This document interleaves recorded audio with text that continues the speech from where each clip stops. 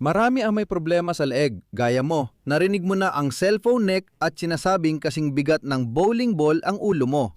Kapag nakatingin ka sa cellphone, humihila ang ulo mo paabante at nagdudulot ng problema. Pero iba ang pananaw namin ni na Liebscher at Bracht. Umabot sa puntong nagagamit mo ang cellphone bilang ehersisyo kontra pananakit ng leeg, kabaligtaran nito ng iniisip ng marami. Ipaliwanag ko kung paano namin ito nakikita. Kapag tumitingin ka sa cellphone mo at masama ang postura mo, nakayuko ang likod, nakausli ang ulo at ginagawa mo ito buong araw, mas lalo kang magkakaroon ng problema sa leeg mo dahil lalong umiiksi ang mga kalamnan dito. Pero kung itatayo mo ng tuwid ang katawan mo at panatilihing tuwid ang leeg mo, gaya ng nakikita mo dito sa kalansay, hindi yung sobrang nakausli at malaki ang kurba, kundi dapat ay tuwid lang. Kung ganon, ang bowling ball na ito ay normal lang na nakapatong sa kalansay mo, sa iyong gulugod, gaya ng natural na disenyo nito at hindi magdudulot ng problema. Kung gusto mong gamitin ang cellphone mo para mabawasan ang pananakit ng batok mo, tumayo ka lang ng tuwid at iyuko ang leeg mo. At mapapansin mo agad, kung gagawin mo rin sabayan mo na rin ako, mapapansin mo agad dito ang tensyon na nabubuo. At ang tensyon na nabubuo, yan ay isang stretching tension, yung mga muscles na umikli dahil sa maling postura, pinapahaba ulit at tinatanggalan ng tensyon. Kaya, nagiging kasangkapan sa pag-ehersisyo ang cellphone mo kapag ganito ang hawak mo. Tapos, iyuyuko mo ang ulo mo. Makikita mo ang malaking pagkakaiba ng posisyong ito kumpara sa isa pa, okay? At mula sa posisyong ito, gagawa rin tayo agad ng isang ehersisyo. Tumayo ka ng tuwid o umupo kung ano ang gusto mo. Itaas mo ang dalawang kamay mo sa ulo at isipin mo ngayon na ang cellphone mo ay nandoon sa ibaba. At yuko mo ang ulo mo at hintayin mong magkaroon ng tensyon sa likod ng iyong leeg at dagdagan mo pa ito hanggang sa kaya mo pa itong tiisin ng positibo. Kailangan mo ng tamang lakas ng pag-unat. Pagkatapos, dagdagan mo na agad at sabayan. Sabayan mo na agad. At huwag kang mag-alala, hanggat kaya pa ng katawan mo at hindi pa masyadong masakit, ayos lang yan. Patuloy mo pang hilahin pasulong. Tuloy, nasa kalagitnaan ka na ng ehersisyong ito. At siguraduhin mong hindi mo pinapabilog ang likod mo dahil kapag ganon, hindi na leeg ang naiinat kundi lalo pang nabibilog ang likod. Ayaw natin mangyari yon. Kaya manatili kang tuwid at i-stretch mo lang ang likod ng leeg mo sa pamamagitan ng pagyuko lang ng ulo. Mapapansin mong habang tumatagal mo itong ginagawa, lalong lumuluwag ang leeg mo. Pwede mo pang ibaba pa ang tingin mo. At palaging siguraduhin na tuwid ang itaas na bahagi ng likod mo. At sa ganitong paraan, iniinat natin ang mga bahagi na masyadong maikli. Pero idinadagdag din natin agad ang pagpapalakas habang iniinat. Paano ginagawa yon? Manatili ka lang sa posisyon para magawa ito. At ngayon, subukan nung itaas ang iyong ulo. At mapapansin mo na ang mga kalamnan sa likod na ngayon ay iniinat ay umiigting habang iniinat. At ito ay isang mahiwagang solusyon dahil ibig sabihin nito na ngayon, unang beses matututo ang iyong mga kalamnan na maglabas ng lakas sa natural nilang haba. Pagkatapos, mag-relax ka ulit at mapapansin mong maibababa mo pa ang ulo mo. Kaya ang pagpapalakas ay nagdulot din na mas makapag-unat ka at habang mas marami, mas maganda yon. Pagkatapos, itutulak mo ulit pataas. Muling magpalakas sa mga naunat na kalamnan. Paluwagin pa at dagdagan ng unat, panatilihing tuwid ang itaas ng likod. Uulitin pa natin ito ng 3 beses. Hilahin ulit pataas pero tiyaking hindi gagalaw ang ulo kahit konti. Bitawan sandali, saka hilahin muli. Mapapansin mong unti-unti kang lumalalim sa pag-unat. At sa dulo, bibitawan mo rin. Panatilihin mong tuwid ang iyong likod. Hilahin mo pa ng mas aktibo pababa ang iyong ulo. At ang aktibong pag-unat na ito ay napakaganda, mahalaga para sa iyo. Dahil na yon, napoprograma ang iyong otak na maging komportable ang mga kalamnan mo sa ganitong haba sa mas malusog na haba na ito. At pagkatapos, lalabas ka ulit. Grabe! Subukan mong damhin ngayon, dapat magaan na ang pakiramdam mo sa batok. Heto na ang ikalawang ersisyo. Ang ikalawang ehersisyo ay ilalagay mo ang parehong hintuturo sa ulo mo sa noo at baba at dahan-dahan mong itutulak ang ulo mo paatras. Gawin mo ito sa paraang sabay na umaatras ang noo at ang baba.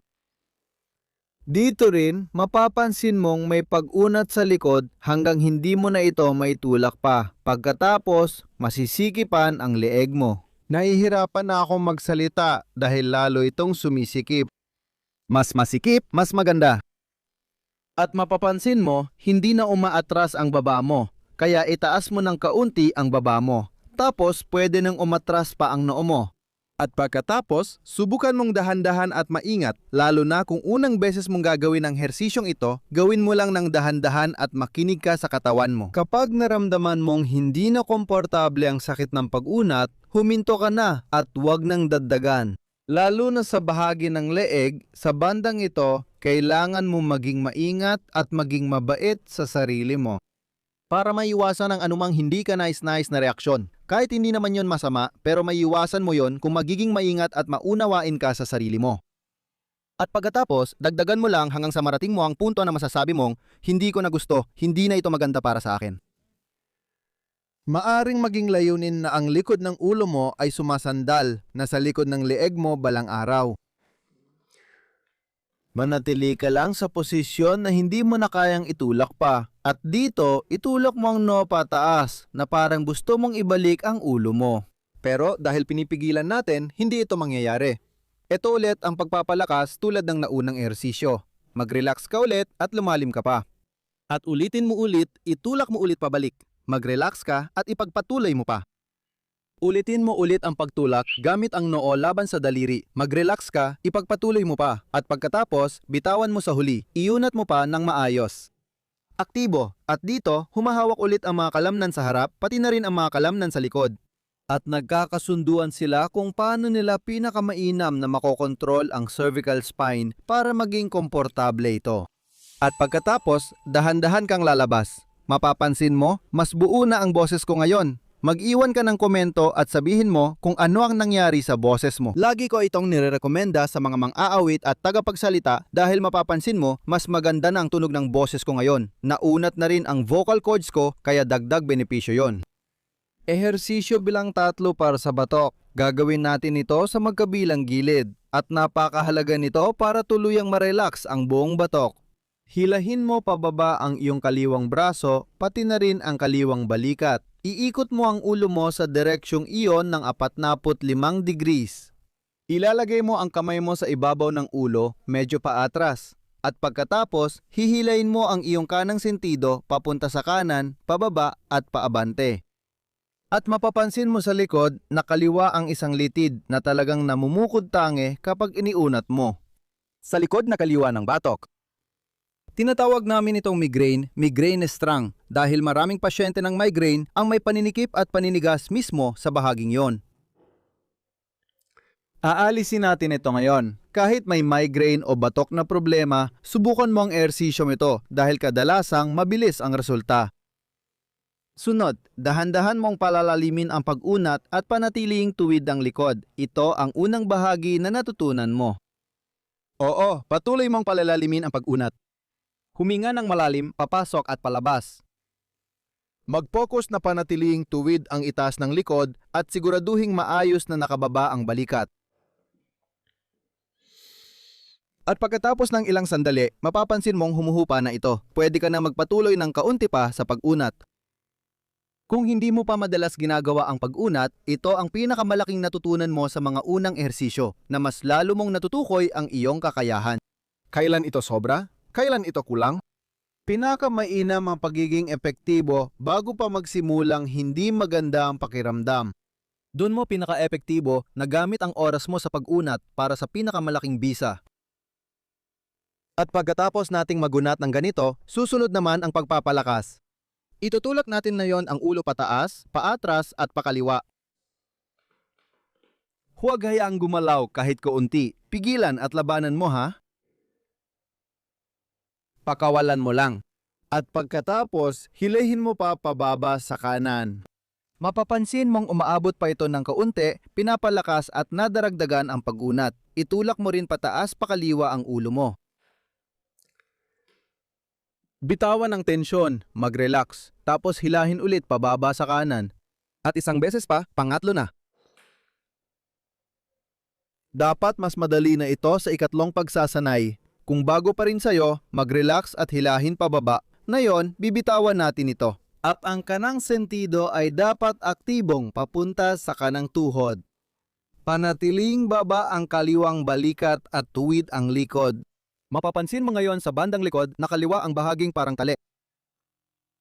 Dagdagan mo pa ng konti. Kung mas madalas mo itong gawin, mas gumaganda ang komunikasyon ng mga kalamnan at mas epektibo ang pagpoprograma. Ang galaw ay talagang matibay na naiprograma sa utak.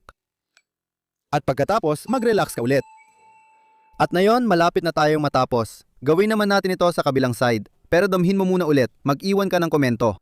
Napansin ko na kahit regular akong nag-ehersisyo, malaki pa rin ang diferensya ng kaliwa at kanan. Siguro nararamdaman mo rin, di ba? Tumayo ka ulit ng tuwid, ibaba mo ang kanang siko, iikot mo ang ulo mo ng 45 degrees pa kanan.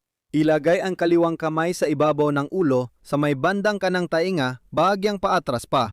Patuloy ang pag-ikot habang hinihila tapos hilahin ang kaliwang sentido. Pababa sa kaliwa, pasulong.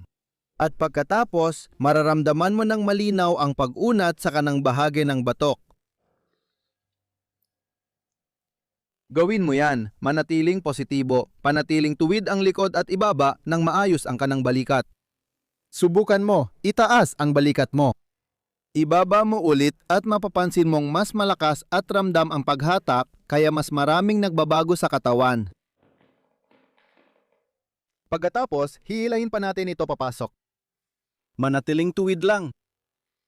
Tandaan, dapat masaya ang ehersisyo. Okay? Parang bakasyon na pamparelax ito. Aktibo ka, pero dapat komportable ka pa rin. Mahalagang regular mong gawin ang ehersisyong ito. Huwag mong gawing masyadong matindi, baka mawala ang positibong pakiramdam mo habang ginagawa ito. At kapag nangyari yon, lalong mahihirapan kang gawin ang ehersisyo. Gawin mo ang kabaligtaran. Kapag ganon, mamahalin mo ito at laging gustong gawin. Maganda yon. Ngayon dito na papasok ang lakas. Itulak ang ulo pataas, paatras, pakanan habang mahigpit pa ring hawak ito. Bitawan mo ulit, tapos ituloy mo pa ang pag-unat. Sandali lang, kumusta ang likod mo? Ituwid mo ulit ang likod. At muli pataas, paatras, pakanan, hilahin, bitawan. Gumalaw ka pa abante, pababa, pakaliwa. Mapapansin mong lalong tumitindi ang pag-unat, manatili lang sa kaya at komportableng antas ng sakit. Itulak muli paatras, pataas, pakanan. Pakawalan ulit at pumasok pa ng kaunti pa. Tapos manatili ka lang ng ganyan. Dahan-dahan mong pakawalan at hilahin mo pa ang kaliwang sentido papunta sa kaliwang tuhod. Panatilihing tuwid ang likod. Hilahin mo pa na mas aktibo papunta doon. Konte pa. At bumalik ka na. Ang sarap. Gustong-gusto ko to. Wow, damhin mo. Igala mo ng kuunti ang ulo mo. Dapat talaga may pagkakaiba. Hindi pwedeng wala. Napansin mo kung gaano ito ka-relaxing. May magandang gabay kami para sa pananakit ng bato. Makikita mo ito sa unang komento sa video. I-click lang ang link para makuha ito ng libre. At kung gusto mong kumilos agad, narito ang isang video para sa iyong mga pulsuhan para mas gumaan ang pakiramdam nila mula sa madalas na pagtatype.